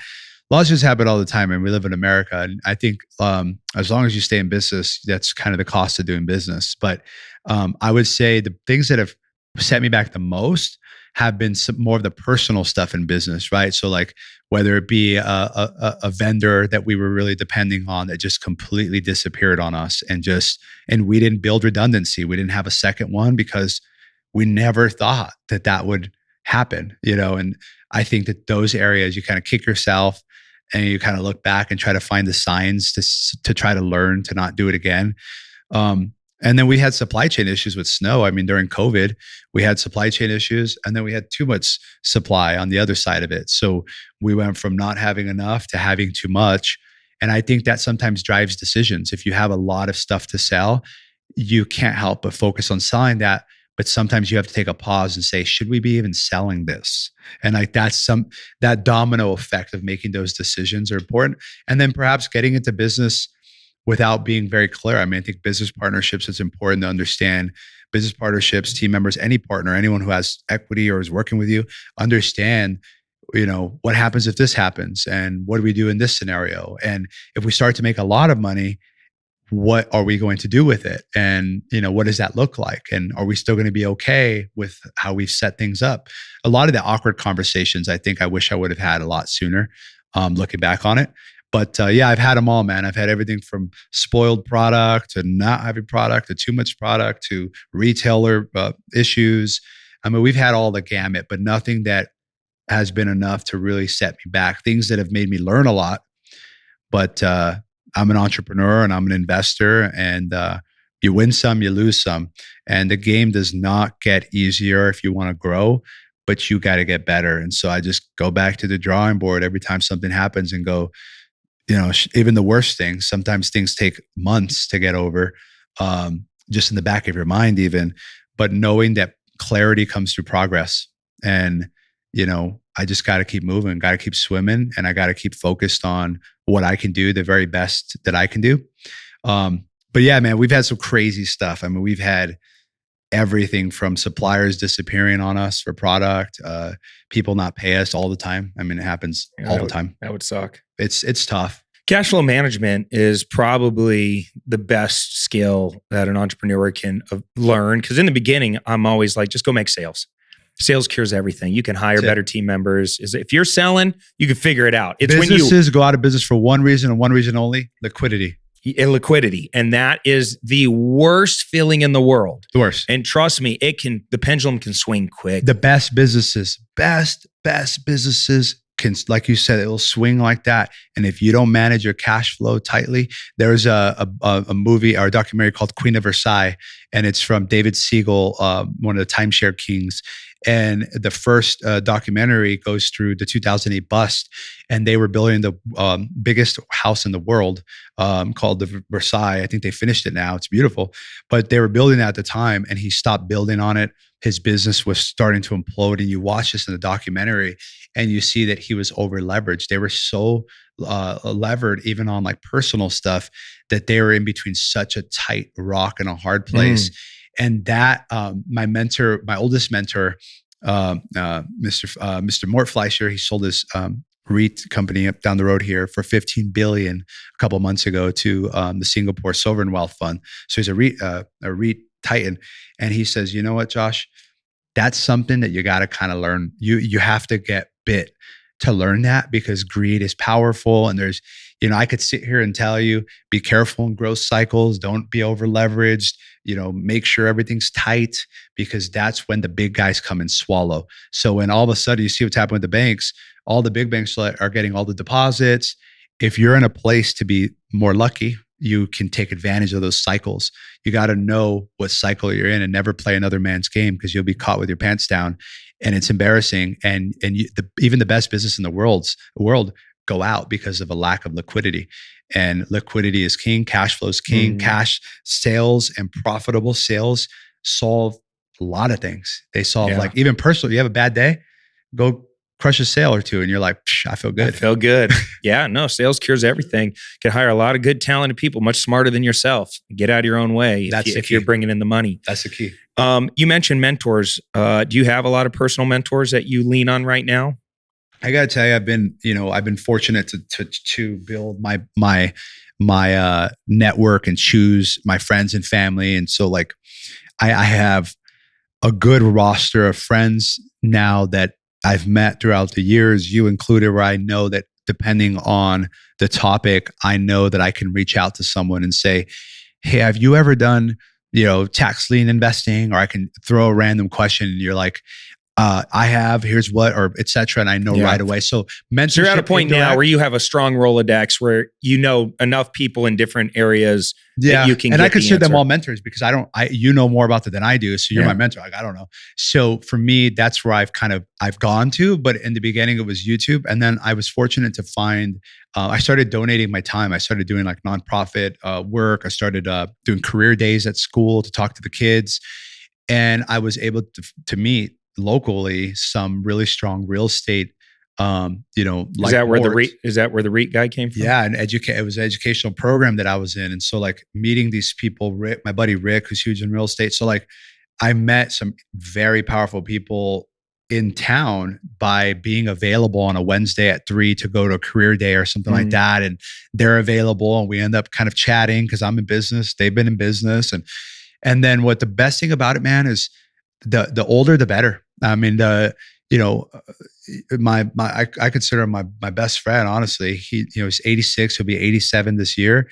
He tells it how it is. It's straightforward. He's seen like 6 cycles of stuff. I was like, what do you think about buying a house? He's like, people it swings to the left and it swings to the right. And he's like, people get all crazy. And he goes, that's where you make some money and you figure out kind of your calm and where you kind of can cherry pick your opportunities based on what you want. So those older mentors, I'm very fortunate for, because they've lent a lot of wisdom to me, and it's given me a lot of calmness in my life. Because when I'm frantic, and I called one of my mentors, Tom, one of my good friends, and we had a lawsuit a few years ago, and I called him. I said, I'm freaking out, right? It's like, what do we do with this lawsuit? He goes, Josh, the cost of doing business thing is, when you do big things, you're going to ruffle some feathers, and, America's very litigious, and you have to kind of stash away a little bit of your profits every year to protect, your home base. and don't let that fear you from building the brand that you want to build.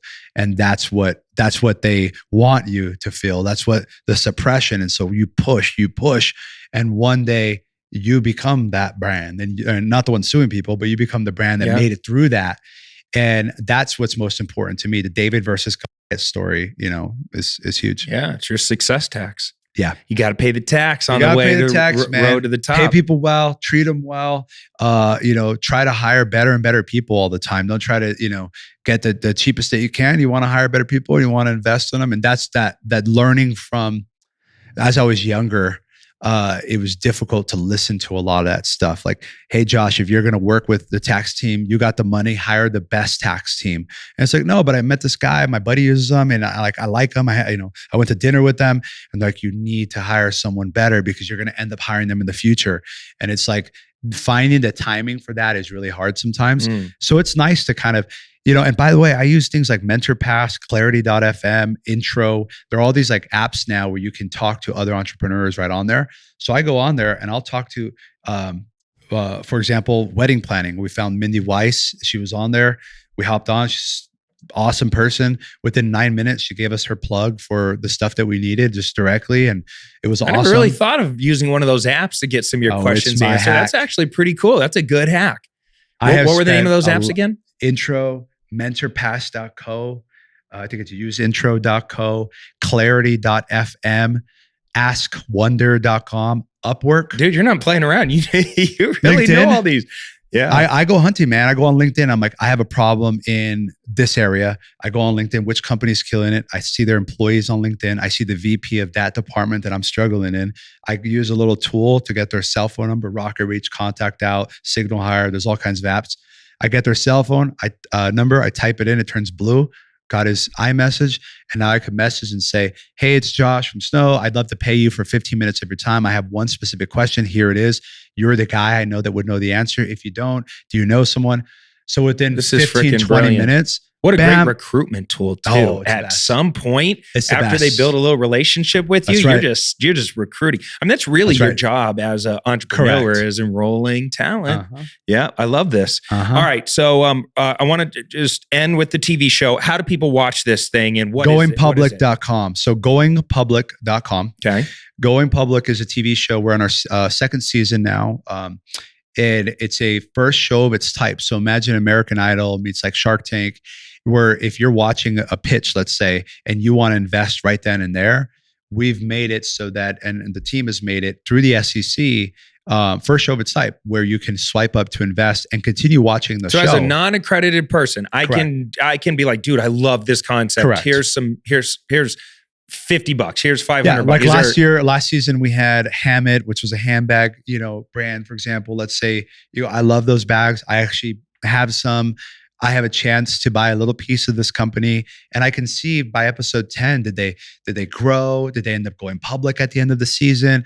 So you get to like fantasy sports in a way, right? You get to play along, but then you actually get to own paper and equity of that actual company while you're watching it for $500. And so that platform, is there a minimum investment? Yeah, I mean, it's people put as little as $500, $1,000. Got it. We're trying to make it as accessible as possible, where you just put a little bit in there. If you like it, fine. Are there other entrepreneur experts like yourself on the show? For season 1, yeah, we had a couple like Jamie Schmidt from Schmidt Naturals in the oral care space as well. She's phenomenal. This upcoming season, it's just me on the entrepreneur side. We have a lot of guests and a lot of people coming in to mentor and things, but it's great. You watch at goingpublic.com. Did you create the show? I did not. What is it? How did you get on this thing? So my buddies, I met Todd and Darren, and Todd and Darren are the founders and the creators of the concept and the show.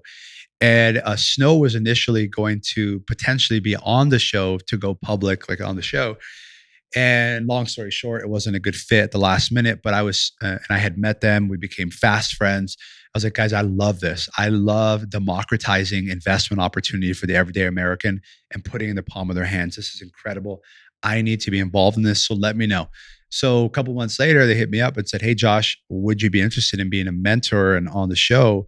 We would love that. And so that went really well. And then for season 2, I'm coming back and leading season 2. And so our goal with Wall Street Journal, Barron's, Entrepreneur.com. So it's a streaming show, over 1 million streams per episode in season 1. So I love the show. I love the concept. I think that the viewers, it's new, it's like home shopping kind of.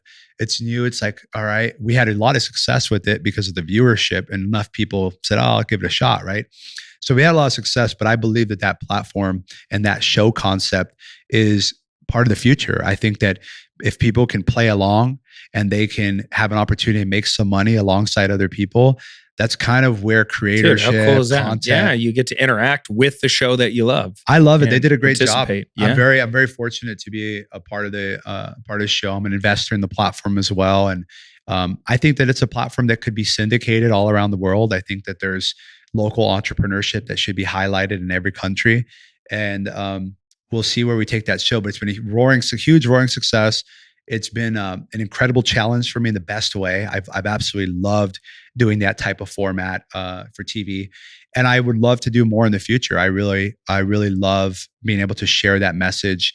And I get messages every day of people who are like, hey, I heard your story on going public, and this is what I'm building, and I was considering giving up, and I was watching season 6, and I like how you said this. And there's just not enough out there. There's not enough business television out there. How many Real Housewives are there? 50 spinoffs.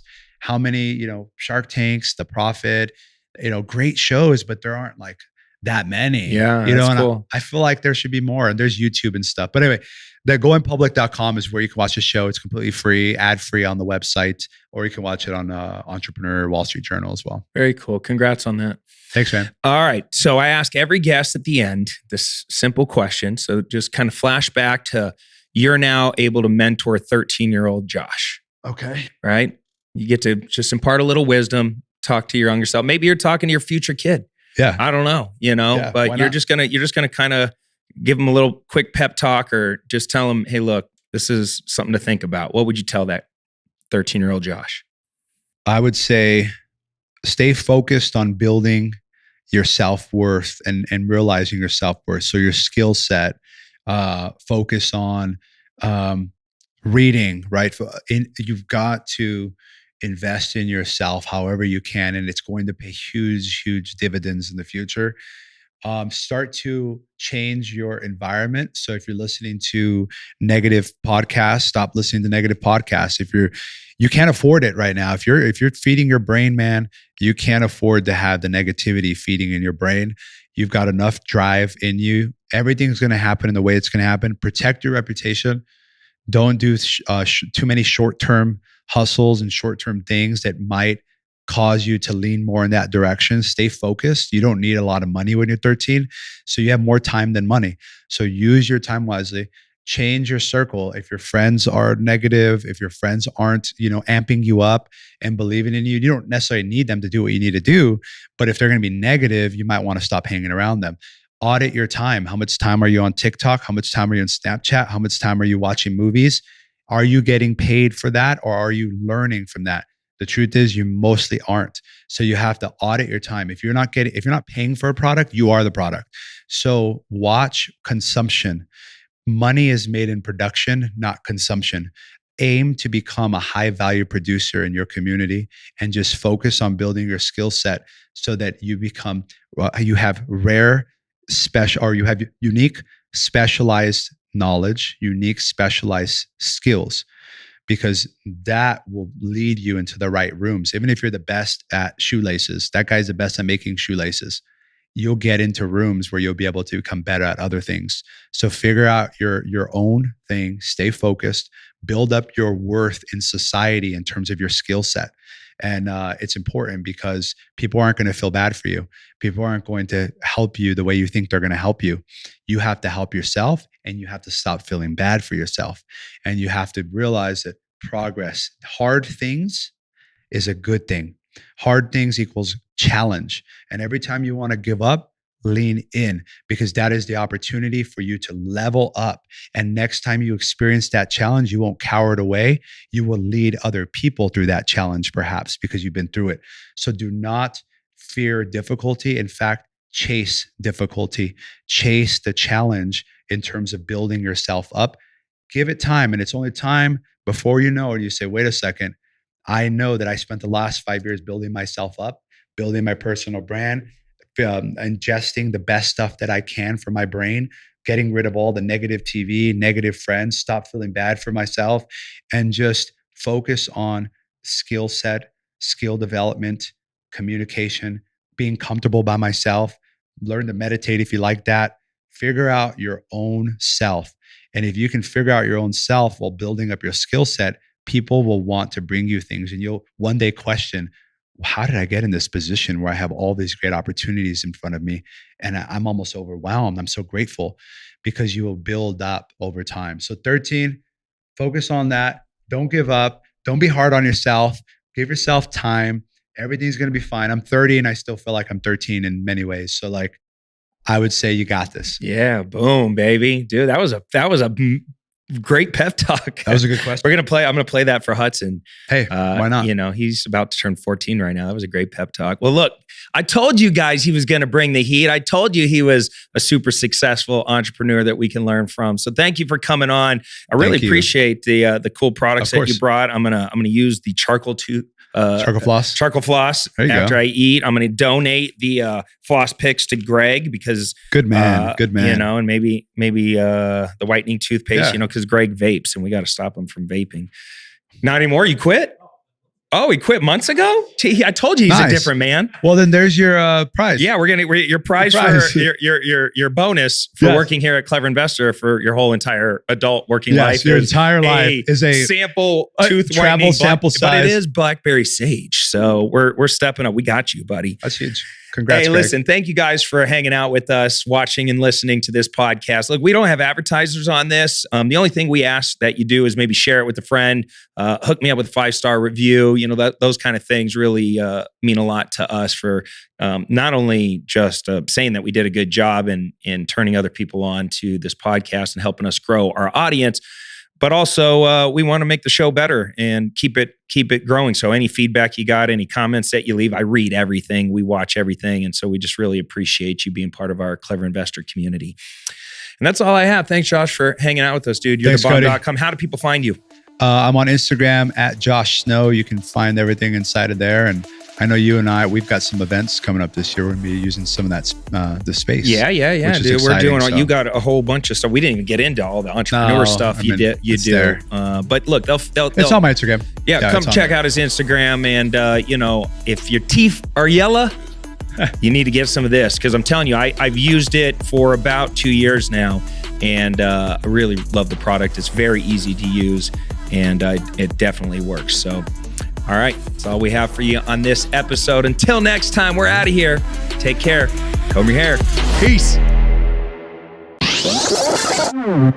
Hey, thanks for being a subscriber of the Clever Investor Show. As a thank you gift, we wanted to give you something that we know is going to help you get started as a creative real estate investor. It's our Real Estate Success Kit, and it's completely free. Just go to www.reisuccesskit.com to customize your kit, but essentially it's a collection of 15 training tools designed to help you get results quickly as a creative real estate investor. From systems to lead generation to finding cash buyers to creative ways to close deals and get paid. Your free REI Success Kit is just a few clicks away. Once again, the website's www.reisuccesskit.com.